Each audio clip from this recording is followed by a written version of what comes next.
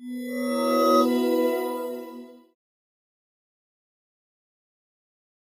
and welcome to Nesta Talks to David Goodhart.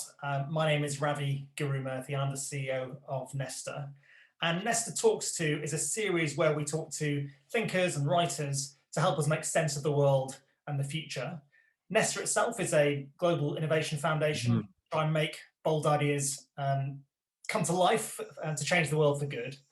And David is, I'm delighted to introduce David. David is the founding editor, was the founding editor of Prospect magazine, and he's written many books, including The Road to Somewhere, which was a Sunday Times bestseller and a real agenda setter. He's currently the head of the demography unit at the think tank Policy Exchange and was previously director of the think tank Demos. And his latest publication that we're going to be focusing on today is called Head, Hand, Heart: The Struggle for Dignity and Status in the 21st Century. The format for today is I'm going to have a conversation with David for about 30 minutes, and then we're going to take Q&A. So do please pop them in whenever they occur to you, and we should have plenty of time for engagement towards the back end of this session. So David, thanks very much for joining us. Thanks for asking me. So the thesis of your book is that we now as a society value cognitive and analytical abilities much more than other abilities associated with people's heart or their hands. And in some ways, when I was sort of reading the book, it felt like quite an argument and concern that has raged in Britain for many, many years. For a long time, we've been concerned, for instance, that Britain doesn't have the kind of vocational training that Germany has. There was a long concern that the Butler Act, the tripartite system that the Butler Act in 1944 set up of secondary moderns and grammars and technical education never really got implemented. The third leg was never really done properly. So I'm interested in why now? What made you want to write this book now? What does it speak to about Britain in the 2020s? I think probably two reasons. I mean, one is that, the Head, Hand, Heart is in some ways part two to The Road to Somewhere, my argument about the value divides, educationally based value divides, anywheres, somewheres, and all of that, that has contributed, I think, to mass political alienation, to the Brexit vote, to people electing Trump in 2016. And I think, well, certainly my intention in Head, Hand, Heart was kind of dig deeper into that and try and understand what has been happening to our politics, partly through understanding what has been happening to the distribution of status and how people feel about themselves and the contribution that they can make to society. I think this is the second reason why this has become. As you say, there are echoes of very ancient arguments in the book. Indeed, you might well argue. Indeed, some people have pointed out that the kind of higher status of cognitive functions is something that goes, right back to classical civilization. Christianity reinforced it, you might say, that the idea that the embodied is in some way sort of corrupt and weaker and inconstant, and whereas the mind is sort of pure and elevated, is a very kind of ancient idea. But I think that the second reason why this has become more relevant now, apart from the mass political alienation of recent times in what otherwise seem very rich, successful, free, democratic societies, is the consequences of the expansion of higher education, the creation of mass higher education. Of course, again, this also goes back quite a long way. Particularly in the US, it started with the GI Bill of 1944. You had 25–30% of the population going to university already in the 60s and 70s in the US. It happened somewhat later in Europe, but we now have I think the under 30 population. I think about half the population are now graduates. About getting on for a third of adults in Britain are now graduates. And I think that has very big implications. And I think it's had it's had costs as well as benefits. I mean, part of the argument of the book is a very simple one. I mean, it's there in the title that we've allocated too much reward and prestige to one cluster of human abilities, and therefore inevitably drawn it away from others, those associated with manual technical craft abilities and with emotional intelligence, with caring functions, and so on the other hand. But it isn't. It's also about a broader question about what a successful life is, and and how easy or difficult it is to achieve one. And I think we've narrowed the definition of a successful life. I mean, this has a sort of good side and a bad side. We've expanded the elite, you might say. We now have a kind of mass cognitive elite. When I went to university, only 10% of the population went to university. Now it's getting on for 45–50% of school leavers.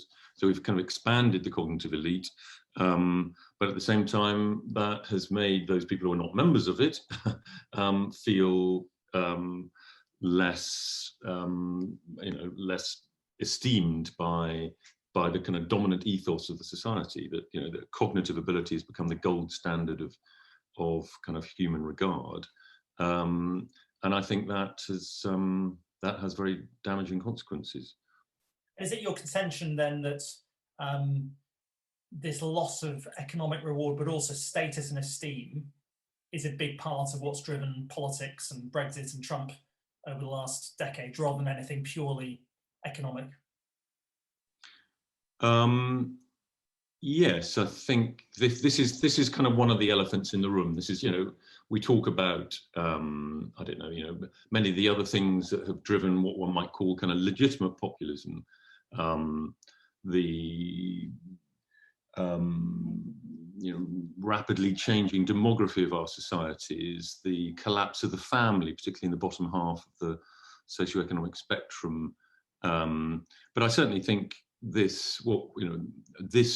what I'm writing about, which is at least partly to do with the declining status of non-graduate employment, is also a very important part of the problem. And as I say, it's not just about jobs. It's about the fact that the definition of a successful life has become narrower, and indeed the route into it has become narrower. There's kind of one ladder up, increasingly.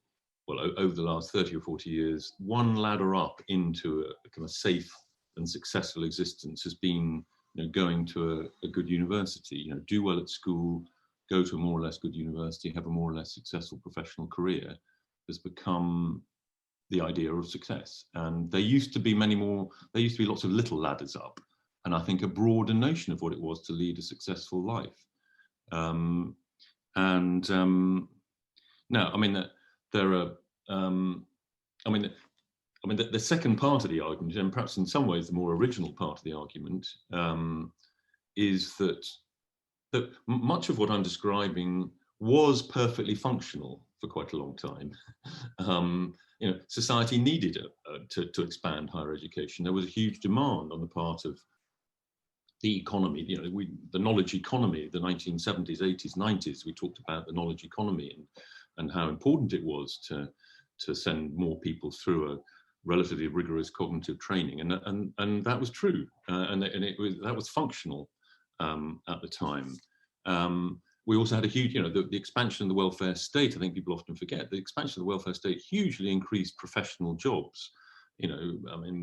Doctors, all sorts of professionals related to medicine, teachers, university lecturers, and so all these cognitive functions, cognitive professions are expanding dramatically, and it made sense. My point is that we've now reached peak head, and that a lot of this has now become dysfunctional. And indeed, one of the things I often say about the book is when I started writing it, I wrote it mainly in 2019. It kind of felt rather a sort of idealistic, even slightly new agey sort of concept, head, hand, heart. But as I kind of, it's a journalistic book, it's not a kind of scholarly work. So I was kind of researching it as I went along. And the more I was looking at the labour market of the future, the more I realised that this shift in reward and status is going to have to come. It's kind of, without wanting to sound too Marxist determinist, it's sort of inevitable that we undertake this shift, because it turns out that the knowledge economy doesn't actually need very many knowledge workers any longer.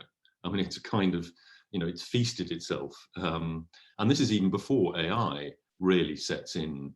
And AI, of course, is coming for the kind of middle and lower level cognitive functions, in law, in administration, in accountancy, in medicine even. And we already see, you can see the signs already in things like the declining graduate income premium, for all but people who go to the most elite universities. It's declined pretty sharply in the last 10 years or so. Graduate employment, there's something like a third of graduates in this country are in non-graduate employment even 5 or 10 years after graduating, and that's with a very elastic definition of graduate as well. You've got, I mean, if you actually just look at the professional managerial class, the top two social classes, excuse me, I think it's the ONS. There are various different schemas for measuring occupational class, but the top two, which essentially higher and lower professional managerial class, was, if you look back in the year 2000, it was 35% of the adult population were in the, perhaps surprisingly high in a way, 35% of the adult population were in classes 1 and 2. 2020, 20 years later, it had risen barely at all to 37%. So, that there is simply less room at the top. It's become dysfunctional. And yet, our higher education is on kind of automatic pilot, keeps churning people out. Meanwhile, we have these huge skill shortages in the sort of level 4, 5, the old HND, HNC sort of technician class, as it were, huge crisis there, and a massive recruitment crisis in care jobs. So it's kind of obvious which direction we have to go in. Let's just start actually just digging into this question about why it matters, because you mentioned earlier about the link to Brexit and Trump and all of those sort of legitimate populism that you talked about before. You mentioned just now about this idea of room at the top, and historically there's been a growing middle class because there's been more middle class jobs created, and that's allowed upward mobility to occur. And one of the things that I think was striking actually about Raj Chetty's work in America was that 9 out of 10 Americans born in 1940 ended up better off in real terms than their parents at the same age. But by the time you get to the generation born in 1980, that drops to just 5 out of 10. And it feels like a really profound point to think that you may well be, in fact, you're as likely to be less well off than your parents were. That feels like quite an important emotional thing. So that relates to sort of social mobility more generally, rather than the differential status of manual and caring and cognitive work. And I just wonder about, when it comes to explaining angst and populism, is it more about just declining mobility relative to your parents, rather than the sort of differential status attached to different types of work? Yeah, that may be something to do with it. I mean, as you know, social mobility is an extremely slippery and complicated thing to measure. No one really agrees about social mobility. John Goldthorpe says one thing, other people say other things. But I think there is a sort of common sense social fact, which is that there was as I was just saying, there was a huge expansion of the kind of middle class professions, mainly cognitive related professions, sort of from the 60s through until, well, I mean, it's still increasing, but at a much slower rate. And I mean, that is one of the reasons why we have to shift status. I mean, not everybody can be a member of the professional cognitive class, even if everybody was of absolutely equal cognitive ability. We need a variety of functions to be fulfilled in our society. And if that, and if we filled up the cognitive functions, and indeed they are going to reduce, they're going to shrink, then we need to shift the reward and status to the things that people are actually doing and that we need done as a society. So yeah, I mean, how do you define this as well? Because obviously these are slightly ideal types, head, heart, hand jobs, because presumably, Marcus Rashford, where does he fit in? The heart surgeon, they all sort of tend to cross the sort of caring Yeah. They cross these divides. To what extent do you think jobs really do fit neatly into this distinction? Yeah, it is. Yeah, I mean, it's one of the, you asked me very helpfully to think about the criticisms of the book, and one of the criticisms, well, there are two or three. Let me run through them actually, because the first one is precisely this one, and I do make the point, but perhaps I should have made it more often, that obviously it's up to a point an artificial distinction. I mean, everything we do, what we're doing now is a combination, of the cognitive, the emotional, the embodied, and as you say, I mean, many, if not most jobs, obviously all jobs have a combination of head, hand, and heart. It's a matter of degree, isn't it? And as you say, I mean, many very prominent, and indeed many jobs, many of the kinds of jobs that we're going to need to be filling in the years to come. I mean, say, take a dementia nurse. To be a well-qualified dementia nurse is going to need a degree, possibly even a further degree, and a great deal of kind of emotional intelligence to do that job really well. Yeah, I mean, it's something I'm perfectly aware of. I do make the point a few times in the book. I should perhaps have made it more loudly, that it is an artificial distinction, but nonetheless a useful one. I mean, there are jobs that clearly have, a majority cognitive content, you might say, and jobs that have a majority sort of practical intelligence, technical intelligence content, and an emotional heart content. So I don't think that there's a problem in the distinction. Just that one does have to be aware of the fact that it is somewhat artificial, and that of course all jobs cross all three boundaries to some extent, and some, as you say, like a surgeon, or do so very powerfully. The second critique, which also sort of bears a little bit on what you just said, is the oh, you're kicking away the ladder. This whole kind of, well, surely it's better to have a mass elite than a narrow elite. Well, obviously, but that just seems to me to be avoiding the problem. I mean, it also seems to me to be a very annoying combination of sort of guilt and narcissism. I mean, it's essentially saying, the people who have climbed the existing ladder are saying, well, everybody should follow us up the ladder, without giving any thought to the fact that A, not everybody can, B, not everybody wants to, and C, it's just illogical. I mean, like I said, we cannot have 95% of British people, performing cognitive professional functions. Society would break down. And there is that. I mean, I just think it's unimaginative. It is, it's successful people saying, well, can't you all be like me? There are simply limits to it, and it's far better to think about how one can sort of spread the kinds of rewards and status that those people have enjoyed to people doing different kinds of things. No, and it's, I mean, it's in some ways it's more problematic than that. I mean, this is where we get into the whole meritocracy argument, meritocracy and social mobility argument. I mean, anybody who spends any time looking at the real world has to recognize that meritocracy, although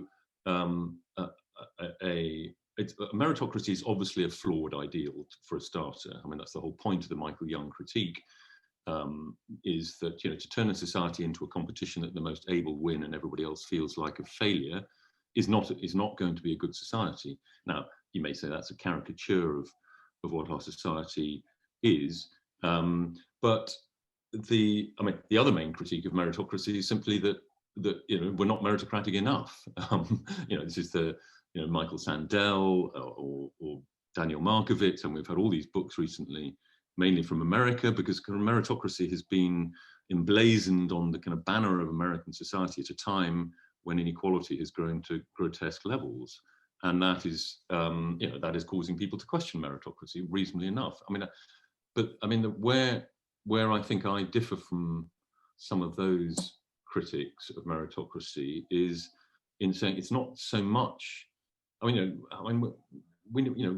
will have hierarchies of competence will always be with us, and and so they should. I mean, you don't want to be operated on by someone who's failed their surgery exams. So even Michael Young accepted that we needed kind of meritocratic selection for jobs. He just didn't like the idea of a meritocratic society.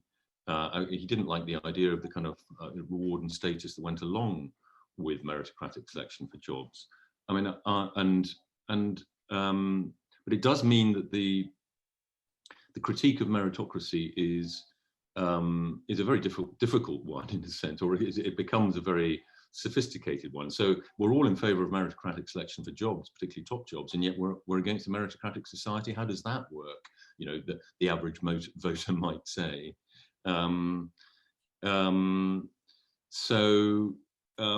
that's why. So my emphasis is not so much on the meritocracy as on the cognitive. Actually, the logic of some of what I'm saying is that in some ways we need more meritocracy, but we just need it in other areas of life, like in care, for example.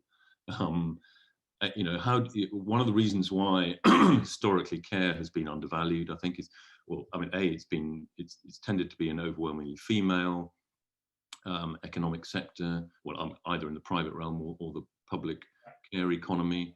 But it's also very hard to measure. How do you measure the performance of a nurse who's just come off an 8 or 10-hour shift on a geriatric ward in a hospital, who's just made the lives of 15 or 20 people somewhat less miserable? I mean, compared to kind of cognitive functions, both how you get into them in the first place through the exams you do, but also when you're in them, it's very, very much easier to kind of measure outcomes, and therefore reward and effort seem more aligned in cognitive functions than in some other areas. Sorry, that's a bit of a roundabout. The final, the other critique, and actually the one in some ways that I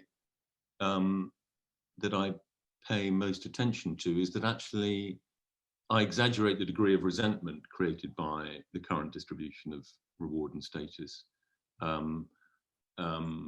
mean, I guess one could link to that it's really just about economics. What's the evidence on that? What does the research say about what people feel? Do they feel greater status anxiety, for instance, or greater resentment towards the cognitive class? Because status is I mean, like social mobility, it's one of those very slippery things that are very difficult to measure. But to the extent, I've got a section in the book on this, and there has been some, I mean, surprisingly little research actually. I think, and that's a shame. And I think it's because, I mean, I think most social scientists tend to be very much on the left. They tend to be very kind of materialistically focused. They tend to, in the explanation for political alienation, for example, they will tend to be much more on the economic than the cultural side of the argument. They're a little bit diffident about tackling cultural questions, and I think sort of status falls partly. Of course, there are lots of areas of this argument which are kind of where culture and economics are kind of so intertwined that it's very difficult to disaggregate them. I mean, when you say something like, the declining status of non-graduate employment, is that a cultural question or is it an economic one? I mean, it's obviously. And how did you formulate your own views on this? Did you spend much time talking to people about their... A little bit, but I mean, back to the very first point I made in a way. I mean, why I was interested in this is, the mass political alienation that is being expressed through the ballot box, and populism. I mean, that is sufficient evidence, I think. Yeah. So to come back to, on meritocracy, you said, essentially, you're not against meritocracy, you just want a broader definition of merit that is not just confined to the common. In some ways, yeah. And also a more realistic recognition that meritocracies are always going to be flawed and limited. It doesn't mean to say that one shouldn't still, strive to even out the playing field as much as possible, when it comes to education at all levels. But one also has to recognize that, in free societies, parents will be able to hand on advantages to their children. If you try and stamp that out, you kind of tip into something very illiberal pretty quickly, I think. And given that ability, you don't even have to speculate about the extent to which kind of IQ type sort of intelligence is inherited. Even if you could show that it isn't really, parents can hand on their advantages in all sorts of different ways. And at the other end of the spectrum, you certainly don't need private schools to do that, although private schools are obviously one mechanism of that. And so long as we live in societies that are free enough for parents to hand on their advantage to their children, I think, meritocracies will always be very flawed and limited, which is why in some ways it seems a good idea to sort of switch the focus to the types of merit, to broaden the avenues of potential success and fulfillment. So I want to sort of talk a bit more about what's driven this and therefore what we can do about it, what are the solutions. Because, you could argue that this is a lamentable fact, but it's basically been driven by market forces. And we might value nurses more highly than people in the city, but the scarcity of people who can do certain jobs means that they are paid a lot more. And isn't this just a product of capitalism? So what's your argument about why this has happened and whether politics has helped shape that? But also, when it comes to solutions, doesn't it just take you to a very kind of left-wing position where you start to regulate and tax and raise minimum incomes, etc.? Yeah, well, it is quite a left-wing book. And we do a lot of those things already. And I think market forces are going to point us in this direction. Because behind people often use the market forces argument as a sort of, as a kind of inherently sort of conservative status quo argument. Oh, well, we can't do anything about these unfairnesses. Well, but behind market forces lie human beings and human preferences, or expressed human preferences. Just look at the way that the business plans of big corporations have been changed over the last 20 or 30 years by things like, greater concern about climate change or greater concern for gender equality. Now, obviously, some companies have adjusted more to these things than others, so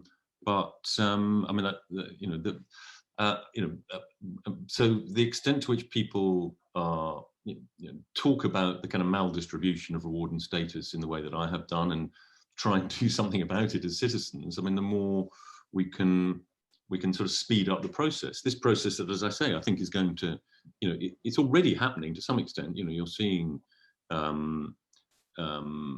the declining status now of graduate employment, or at least of a significant sort of subset of graduate employment, and actually people beginning to question whether it is worthwhile, at the age of 18, 19, spending 3-4 years at university without necessarily the, particularly if it's not an elite university, without the prospect of significant professional satisfaction and decent reward when they come out. We now have this crisis of, because we haven't adjusted yet. So as I say, higher education continues to expand. The ideology of every teacher, every parent, pretty much is still saying to little Johnny, for God's sake, work hard so you can go to college and then you'll be safe. But actually, increasingly, that's turning out not to be the case. So we're creating a great sort of crisis of disappointed expectations. I didn't actually know of his work when I wrote the book, but there's this guy who talks about, who's the American guy, begins with T, I think, who talks about elite overproduction. I'm sure somebody who's listening will know the book. And I guess I'm talking about that. I don't think I use that phrase particularly, but isn't that in some ways helpful to your argument, because I mean, you're sometimes critical, I think, of universities and the fetishization of degrees and the targets that Tony Blair introduced to raise the number of graduates. But as a result of that, you are seeing potentially that trend being reversed, because you've got an oversupply of graduates and therefore people are moving into other things. So hasn't that almost been a good thing for your well, yeah, I mean, yeah, absolutely. Yeah, I mean, that's what I'm saying. That this is, people are starting to notice that that what their teachers and parents have been telling them to do is actually not leading to the outcomes that they wanted or expected. So they're thinking perhaps of doing other things, going straight into a job when you leave school. And with I mean, I think it wouldn't be a bad thing if the number of people going, if universities returned in a sense to being more kind of rigorously academic institutions, that we're often actually pursuing kind of knowledge for its own sake, less economistic, and wouldn't it, just somebody who has cottoned on to the fact that actually it is not necessarily a good thing to go straight to college from school, and goes to work as a coder, does a 3-month or 6-month coding course. I mean, you can now get funding, I think, to do those things. And you work as a coder for 5 years, but I mean, if you're in, these jobs tend to be in metropolitan centres, you're probably in a kind of quite a young startup company. And then if you've got real academic intellectual curiosity, you're going to kind of want to know what it is that kind of lies behind the relatively kind of functional things that you're doing. You can go and do a computer science degree in your late 20s.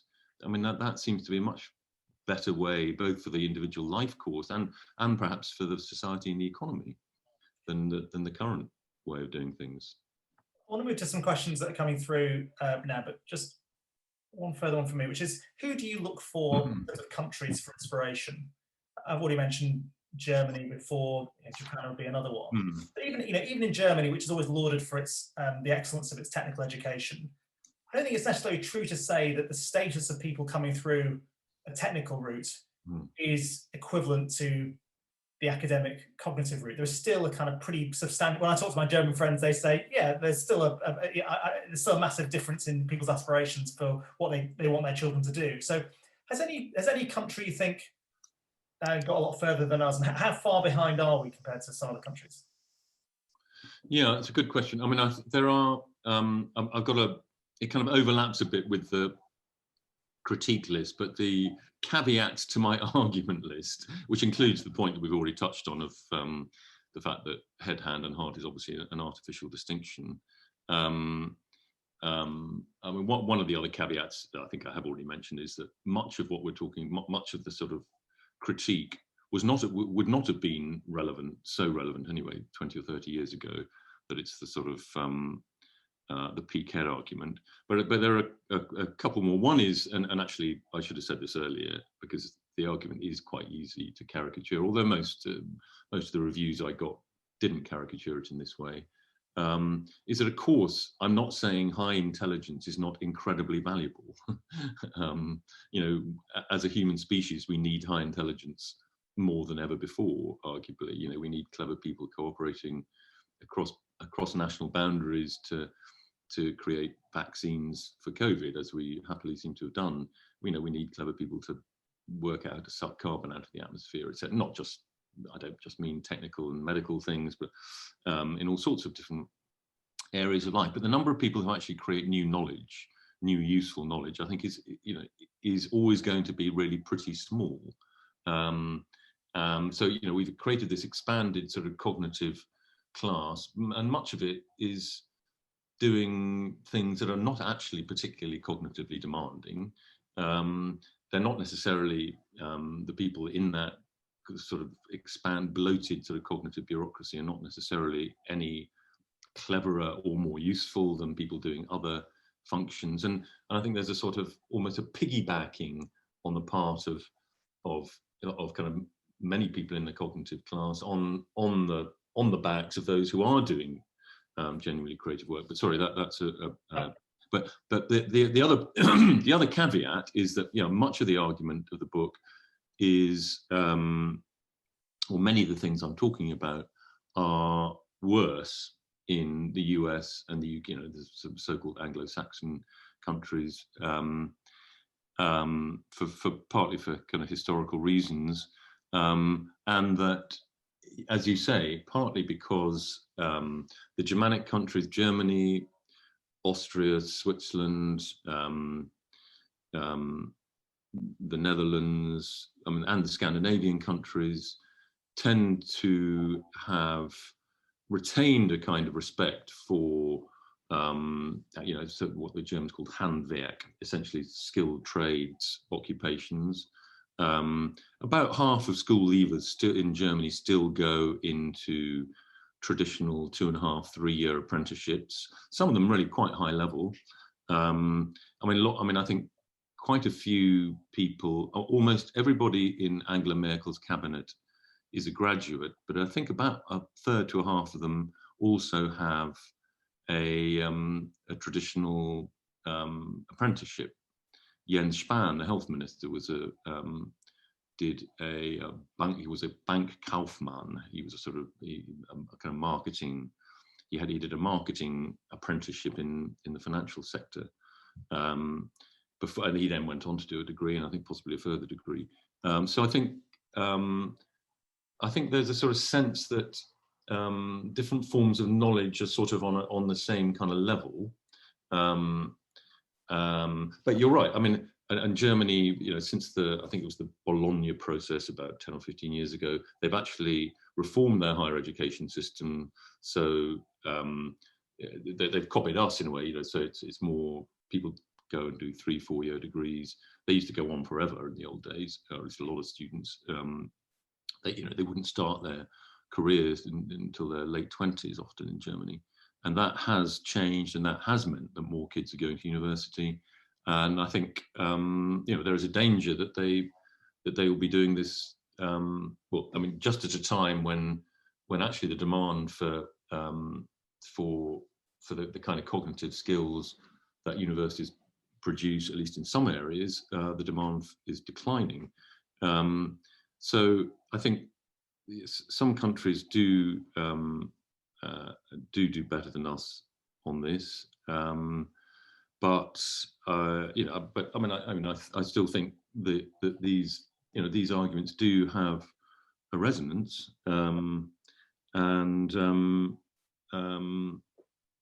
actually my book's about to come out in Germany next month, so I'll find out. Yeah. So I'm sure they have fewer cabinet ministers with newspaper columns as background, so more apprenticeships. Oliver's got a question which is more about the future, and you touched on this before about the impact of AI, and what impact will that have on 2030 years time? And I guess to add to it, will it sort of take out a lot of cognitive analytical jobs and thereby rebalance, or will it in a way drive even further emphasis on creativity and adding value in unique ways? So that's the first part of his question, and he's got a second part of his question, which is more about solutions and the case for universal basic income. Maybe just deal with the first one, because the second one's huge. Yeah.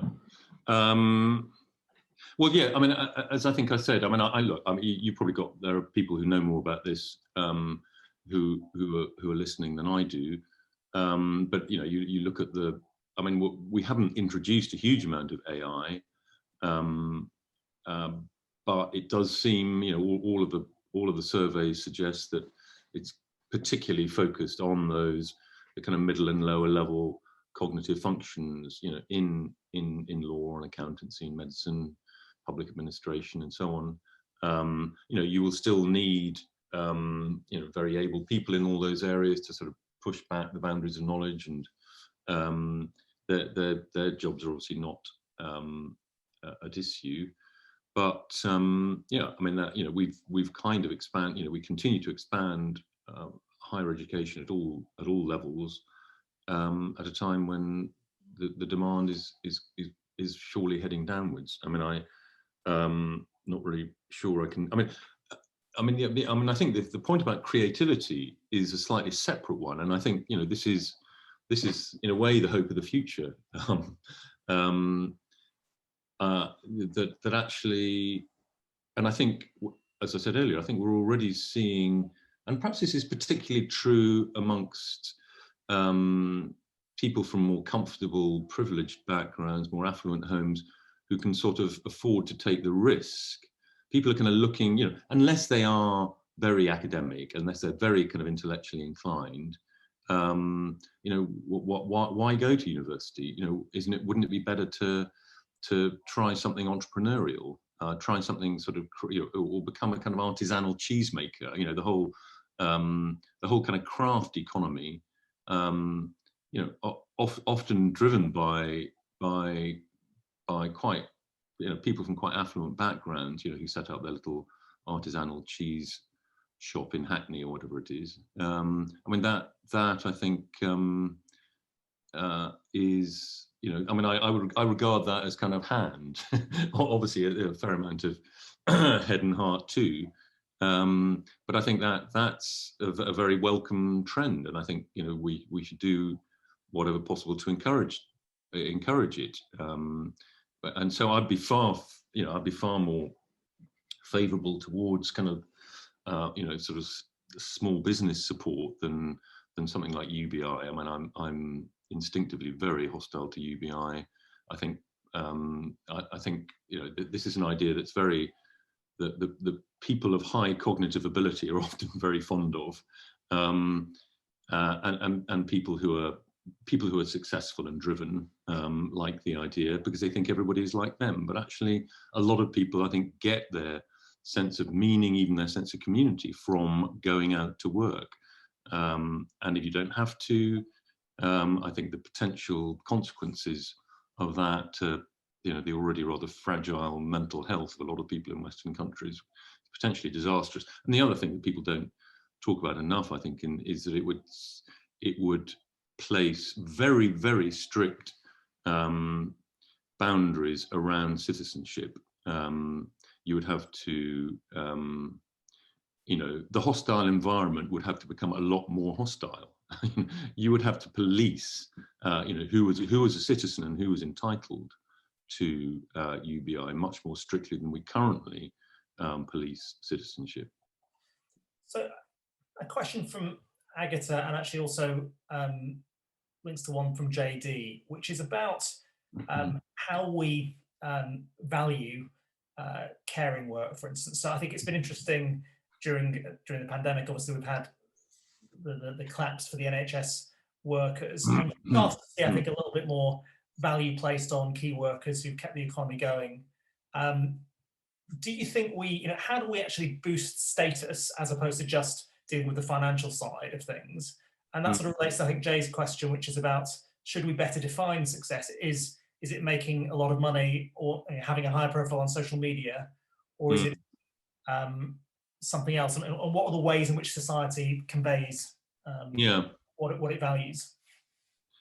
Yeah, I mean, it's sort of interesting in a way, isn't it? I mean, I think, although we're a very much more diverse and pluralistic society than we were 50 years ago, I don't get the sense that we haven't sort of diversified what we value as much as we might have done.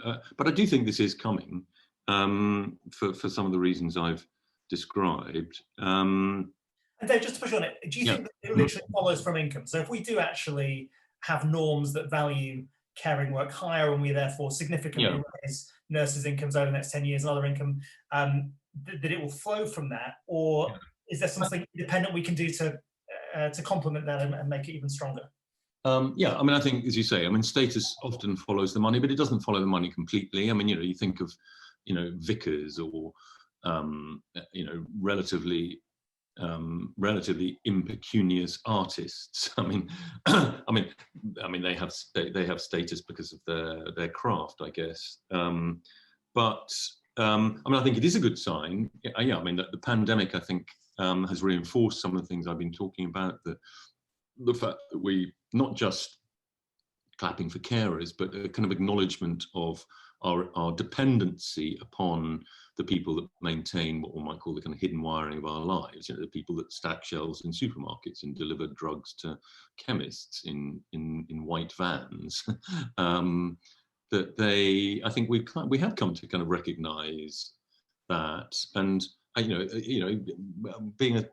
stacking a shelf in a supermarket is never going to be a particularly well rewarded job, although it could be somewhat better rewarded than it currently is, and we do already have relatively high minimum wages by international standards. But I think the sense that the people in supermarkets, particularly perhaps in the first lockdown, that they were kind of keeping, they were sustaining people. I mean, actually in exactly the same way as they always do, but we became very much more aware of it. And I suspect, I mean, I've had a few conversations with the people in my local supermarkets, and they perhaps it's not necessarily possible to judge their responses. They were looking slightly bemused as I was interviewing them about their level of what they were feeling about whether their level of status had risen. But I think I think in kind of, and also the fact that we've seen applications for nursing courses rise, I think, quite sharply.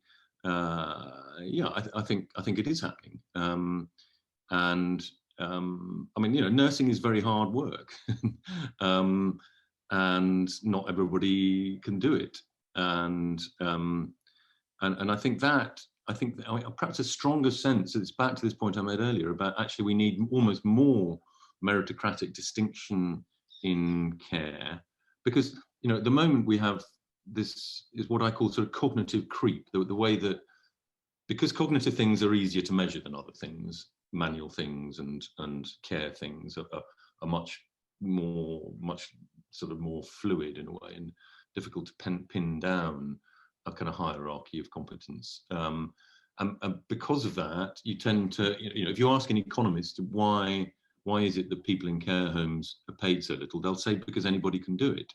Meaning, that's what I mean by cognitive creep. What they mean by that is that you need basically no qualifications, or the minimal cognitive qualifications to work in a care home.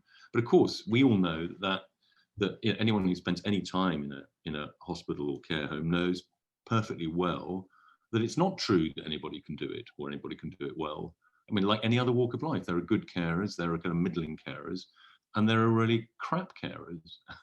But it's harder to make that distinction in care because care is harder to measure. And I think we, and I think there is work going on in this area. I talked to one or two people about this in the health service, and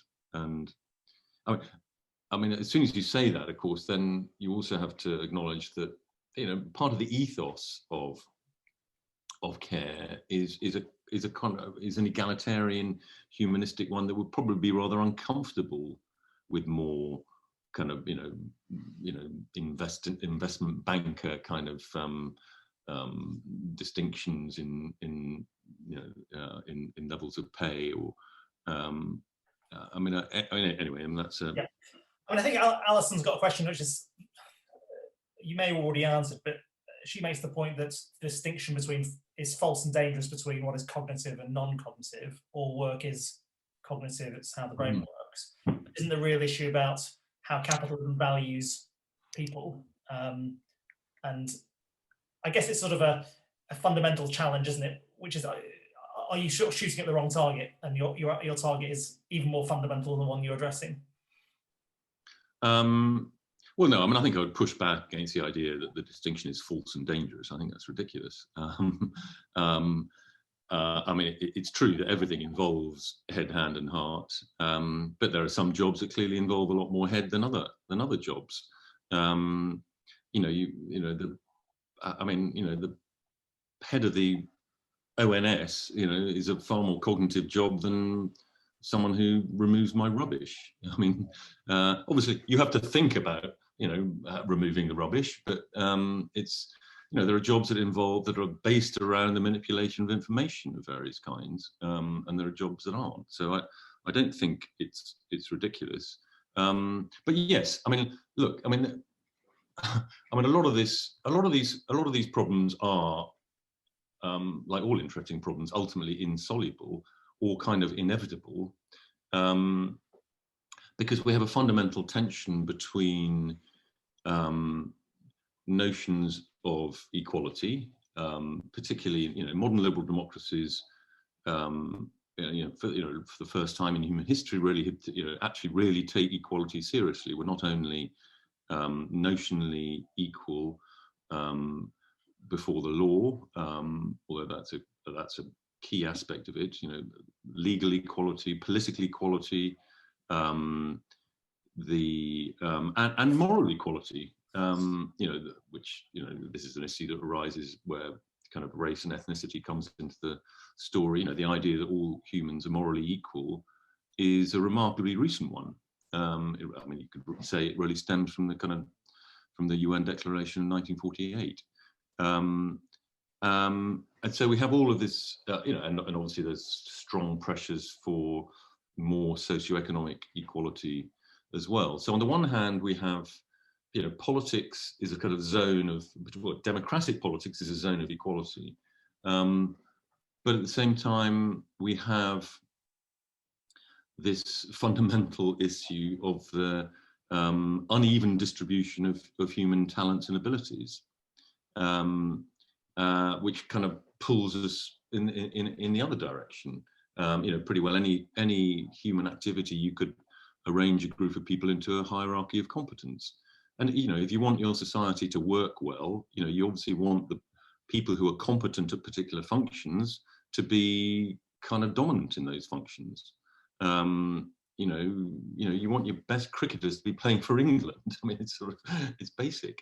But this is a kind of, and I mean, this is a point I think that Nietzsche made, at the kind of dawn of modern democracy. He kind of foresaw that this tension between the claims or the pronouncement of human equality running up against the reality of a huge variation in the distribution of talents and abilities was going to create mass resentment, ressentiment. I mean, he used the sort of French word ressentiment. Now, I mean, I think he's been sort of proved wrong in some ways. But it seems to me one of the answers to that tension is to broaden broaden our measurement of what we value in human abilities, and it's been too narrowly focused, particularly in the last 50 years, around cognitive ability. So, David, just a final couple of questions, which are really about solutions and what we can do about it. Kevin Greenfield's asked about teachers who are themselves part of the cognitive culture, and do teachers need to do something different to encourage pupils on different journeys? And then Moritz has also asked about what can everyone do? What are the small and big steps we can take to actually shift what society values? So perhaps we can end with those two.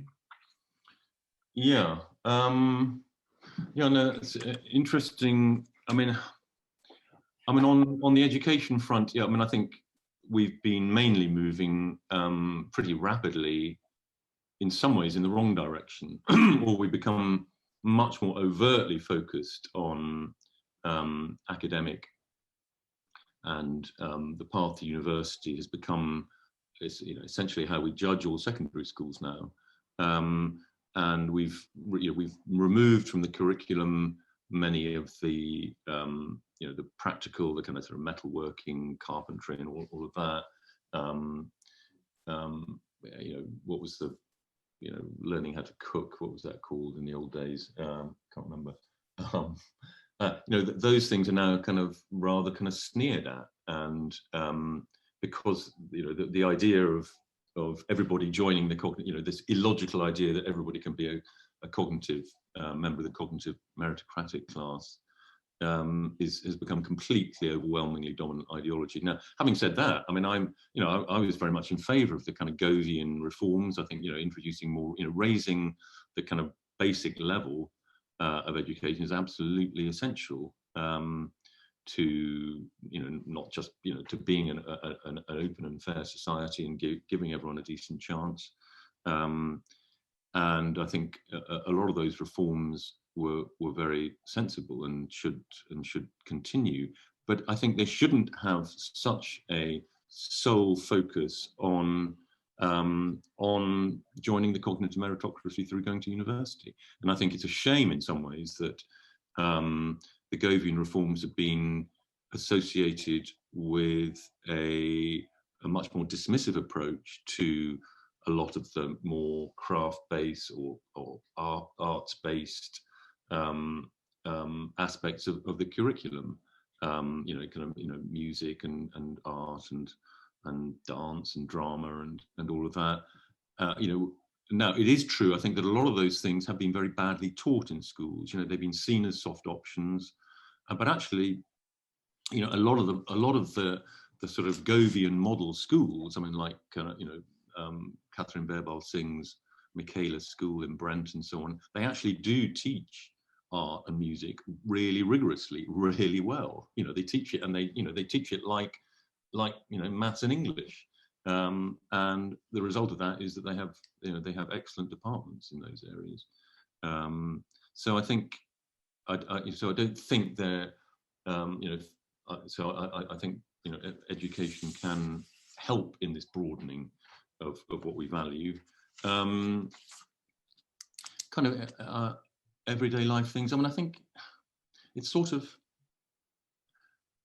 I mean, I think being a bit more skeptical about, look, everybody here is highly educated. I imagine being a bit more skeptical about the kinds of, and a bit more humble about the abilities and the qualities that are associated with being highly educated. I think there is a lot of arrogance that is associated with it, and often. Well, actually, one of the really interesting points, often, you end up with very little sort of practical. I mean, it is, it's a caricature too, but the very clever person who lacks both practical and emotional intelligence. I think just behaving more democratically towards human skills and abilities, and actually, one of the most interesting points that has been made about my book so far, actually was somebody on Twitter, I think, who just said that, and this actually goes back to one of the reasons why some of these issues are more acute in the US and the UK that have gone further in deindustrialization than some of the other countries we've been talking about. That one of the reasons that that some of the divides we've been talking about have become more acute is that manufacturing industry has shrunk so dramatically. And one of the things about manufacturing is that it creates a kind of mutual respect between people with more kind of academic sort of scientific abilities, I don't know, metallurgy or whatever, and people with practical know-how intelligence, because they have to combine in production processes to make sure things work. And I think, I mean, we're obviously not going to go back to being a big manufacturing country, but I think, I mean, just, let's be more democratic about different kinds of human skills and ability than we have been in recent times. David Goodhart, thank you so much for joining us at Nesta. It's a really, really fascinating conversation. Thank you, everyone, for your questions. Really good contributions. Sorry we didn't get through all of them. If you want to listen to other Nesta talks too, do go onto our website, because they're all recorded there, and you can see this one there as well. And do sign up to the Nesta newsletter if you want to hear more about events like this. Thanks very much to all of you who joined. Thank you, David, again, and have a good rest of the day. Thank you, and to you. Bye-bye. Bye-bye now.